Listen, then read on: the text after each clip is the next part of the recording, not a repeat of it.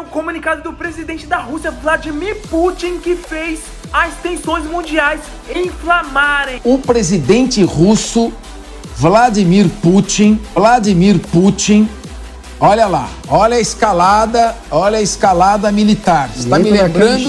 Está me lembrando aquela ascensão militar dos países europeus às vésperas da Primeira Guerra Mundial, no início do século passado, como estamos no início deste século.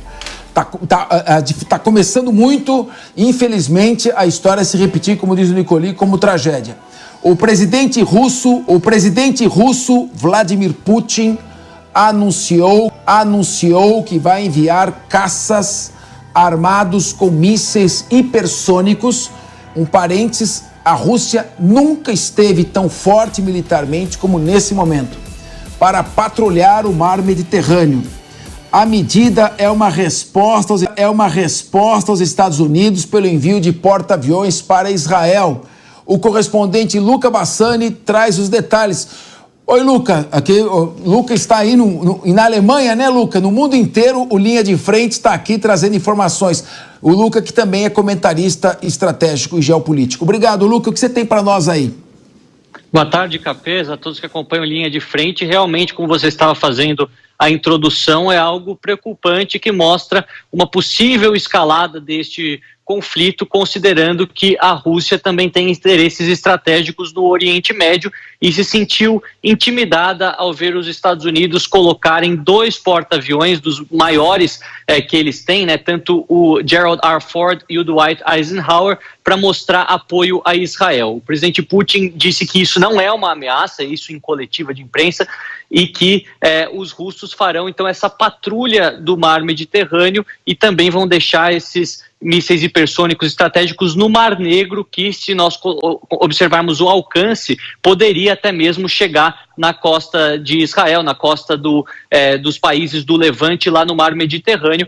E a gente vê que muito tem se falado sobre o papel da Rússia nesse momento, que é uma das maiores beneficiadas deste conflito no Oriente Médio, já que os holofotes, os olhares do mundo, que antes estavam na Ucrânia, agora se voltam para Israel, para a faixa de Gaza, e acabam se esquecendo um pouco desse conflito que já está há mais de 1 ano e meio acontecendo no leste europeu. Ao mesmo tempo, os russos procuram fazer avanços, sim, na região do Donbás, inclusive batalhas acontecendo na região de Kherson, parte dela que foi reconquistada pelos ucranianos, isso ainda no final de 2022, e a gente vê que o presidente Putin não vai parar com seus esforços militares. Ele também foi muito enfático ao criticar os Estados Unidos, dizendo que este problema que aconteceu em Israel, o ataque terrorista do Hamas e depois a resposta militar de Israel, ela mostra o fracasso da política externa americana no Oriente Médio, que não conseguiu a longo prazo causar paz e tentou monopolizar os tratados de paz ao longo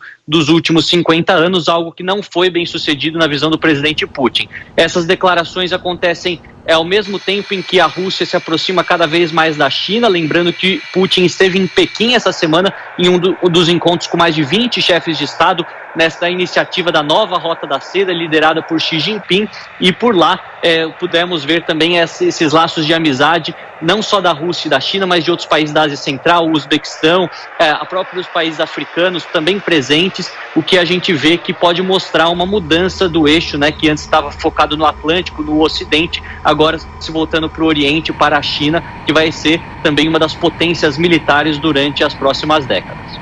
Luca Bassani, eu vou pedir licença ao jornalista Luca Bassani e perguntar ao comentarista Luca Bassani.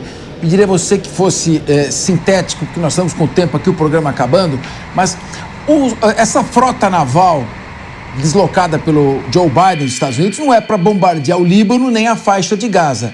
É possível que os russos estejam vendo essa aproximação dessa frota naval como um pretexto para esquentar ainda mais essa guerra por procuração? Existe o risco dessa guerra por procuração se transformar num conflito direto? Sua opinião? Todos esperam que não, mas acreditam que esses porta-aviões americanos que foram trazidos para Israel é para dissuadir não o Líbano ou o Hezbollah ou até mesmo o Hamas, que são pequenos até mesmo comparado com Israel, mas dissuadir o Irã.